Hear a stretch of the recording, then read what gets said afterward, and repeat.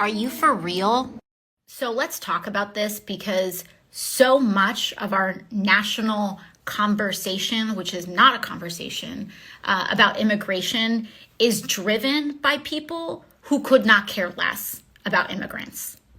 So often people want to say, why aren't you talking about the border crisis? Or why aren't you talking about it in this way?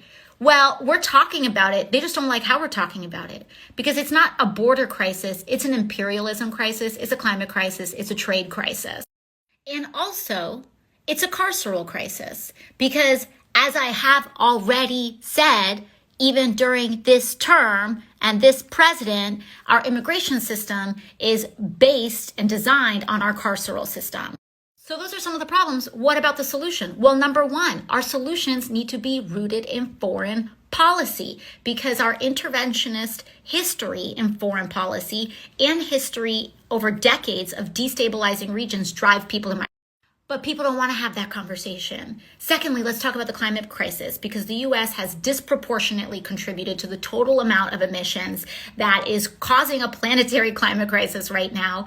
But who is bearing the brunt of that? Disproportionately, it's actually not us. We help create the problem, but disproportionately, it's the global South. It's South Asia, it's Latin America that are going to be experiencing the floods, wildfires, and droughts in a disproportionate way, which ding, ding, ding has already started a migration crisis. But people don't want to have that conversation. Then we have the issues of trade, which economically contribute, can have contributions to some of these conditions that add fuel to the fire. But people don't want to have that conversation. They want to say, what about the surge? Well, first of all, just gut check, stop.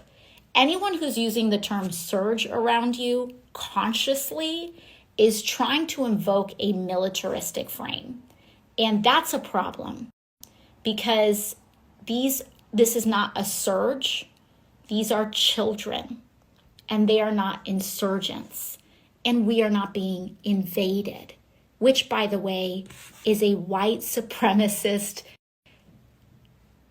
idea, philosophy, the idea that if an other is coming in the population, that this is like an invasion of who we are. So then lastly, it's like, okay, we don't want to talk about this, that. But if you do want to zero in on the conditions of this moment, because we don't want to deal with the contributions we made to helping create this moment, but we just want to deal with the last minute symptoms of it, you can look at our carceral system. And that this is what Black and abolitionist organizers have already been talking about for a long time.